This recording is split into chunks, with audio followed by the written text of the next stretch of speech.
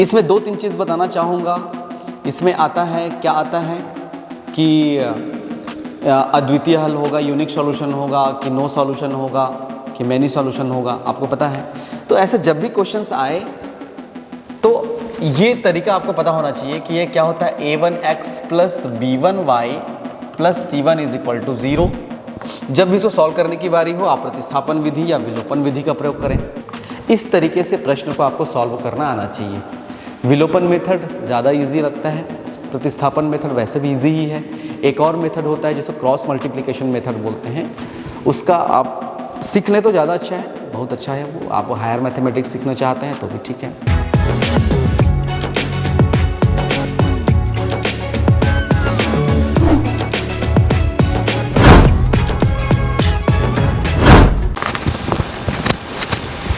Hello everyone, उम्मीद है आप लोग का प्रीवियस एग्ज़ाम अच्छा जा रहा होगा। नहीं जा रहा हो कोई बात नहीं, नेक्स्ट आपके सामने जो भी एग्ज़ाम है उस पर फोकस कीजिए। डियर स्टूडेंट, टॉप 10 क्वेश्चन की सीरीज चल रही थी जिसमें से आज जो क्वेश्चन बनाने वाले हैं वो क्वेश्चन नंबर 8। ये क्वेश्चन है दो चरों का रैखिक समीकरण से इक्वेशन को सॉल्व करने वाला। Equation, linear equation in 2 variable से क्वेश्चन सॉल्व करने वाले हैं। एक कॉन्सेप्ट के तौर पे देखना इसको, ठीक है। ऐसा नहीं कि यही क्वेश्चंस आ जाएंगे, समझ जाइए इससे रिलेटेड जो क्वेश्चंस वो आएंगे, ठीक है जी। चलिए स्टार्ट करते हैं। क्वेश्चन है आपके सामने, समीकरण हल कीजिए। That means we have to find the value of x and y। इसमें दो तीन चीज़ बताना चाहूँगा। इसमें आता है, क्या आता है कि अद्वितीय हल होगा, यूनिक सॉल्यूशन होगा, कि नो सॉल्यूशन होगा, कि मैनी सॉल्यूशन होगा, आपको पता है। तो ऐसे जब भी क्वेश्चंस आए तो ये तरीका आपको पता होना चाहिए कि ये क्या होता है, a1x plus b1y plus c1 is equal to 0, a2x plus b2y plus c2 is equal to 0। इससे हमको तुलना करना रहता है। तो सबसे पहले ये कर लीजिए 2x plus y minus 8 is equal to 0, x minus 2y plus 1 is equal to 0। इसको मैं इसलिए बता रहा हूँ क्योंकि प्रश्न दो तीन तरीके से आते हैं। प्रश्न आते हैं चेक करो कि अद्वितीय हल है कि नहीं, है ना, बहुत सारा सॉल्यूशन मिल रहा है क्या, मैनी सॉल्यूशन मिल रहा है क्या, अनेक हल हैं कि कोई हल नहीं है। तो उसके लिए आपको पता होगा, तीन चीज़ आप लोग पढ़े होंगे जी। क्या, यदि a1 by a2 is not equal to b1 by b2 है, ठीक है, तो क्या समझा जाता है कि ये क्या है, अद्वितीय हल है। अच्छा, ये अद्वितीय हल रखेगा कि नहीं रखेगा, पहले देख लो। a1 की वैल्यू क्या, a1 की वैल्यू 2, b1 की वैल्यू क्या, b1 की वैल्यू y नहीं है, ध्यान से देख लो, बहुत सारे लोग y लिख देते हैं। b1 की वैल्यू 1 है, उसकी जो गुणांक होता है उसको लिखते हैं। और c1 की वैल्यू क्या हो जाएगा, -8। इसी तरीके से a2 की वैल्यू क्या, 1, b2 की वैल्यू क्या, -2, और c2 की वैल्यू क्या, 1। यदि इसको यहाँ पे पुट करोगे तो समझ में आ जाएगा। a1 is a1 by a2 क्या हो जाएगा, a1 by a2 2 by 1, b1 by b2 क्या हो जाएगा, देखो जी 1 बाई -2। क्या ये दोनों आपस में बराबर हैं? नहीं सर, ये बराबर नहीं है। तो आप बोल सकते हैं कि ये अद्वितीय हल रखता है। इसी तरीके से अनेक हल रखने वाला और कोई हल नहीं रखता है, उसका भी फार्मूलाज है, दिमाग में उसको रिवाइज कर लो, वो तो क्वेश्चंस आएंगे। तो क्वेश्चंस वही बनते हैं जिसका क्या हो, हल। तो क्या इसका हल मिलेगा? इसको लिखने की जरूरत नहीं है। कभी कभी 1 मार्क्स 2 नंबर के क्वेश्चंस आ जाते हैं, वहाँ पर इसको करने की आवश्यकता है।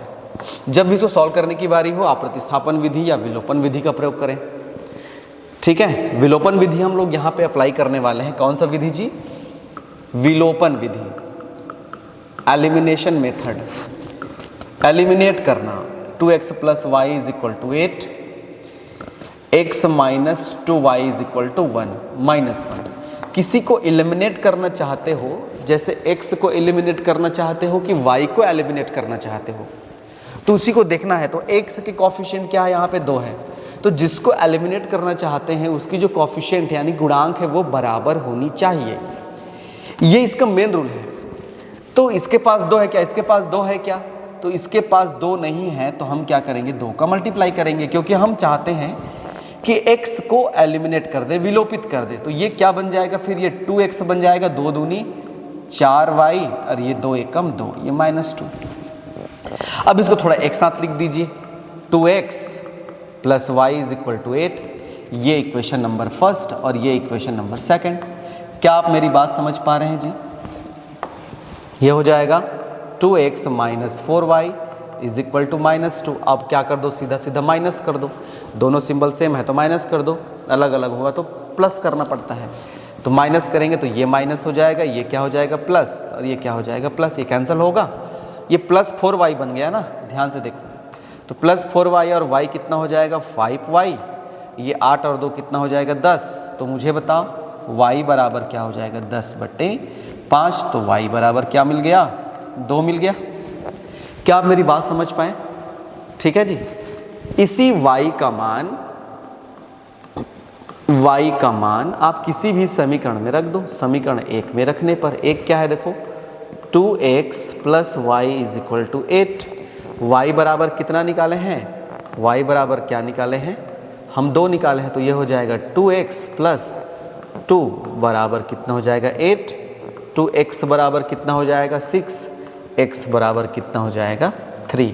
इस तरीके से x बराबर 3 और y बराबर क्या है 2 है। इस तरीके से प्रश्न को आपको सॉल्व करना आना चाहिए। विलोपन मेथड ज़्यादा इजी लगता है, प्रतिस्थापन मेथड वैसे भी इजी ही है। एक और मेथड होता है जिसको क्रॉस मल्टीप्लिकेशन मेथड बोलते हैं, उसका आप सीख लें तो ज़्यादा अच्छा है, बहुत अच्छा है वो। आप हायर मैथमेटिक्स सीखना चाहते हैं तो भी ठीक है। तो जैसे ये प्रश्न आता है आप इस तरीके से आप क्वेश्चन को सॉल्व करें, पूरा क्वेश्चन अटेम्प्ट करके आए, ठीक है। पॉजिटिव माइंडसेट के साथ जाएं, कोई चाहे क्वेश्चन आपको आता हो या ना आता हो, ठीक है। मोर्चे पे डटे रहें 3 घंटे तक। थैंक यू वेरी मच, बहुत बहुत धन्यवाद।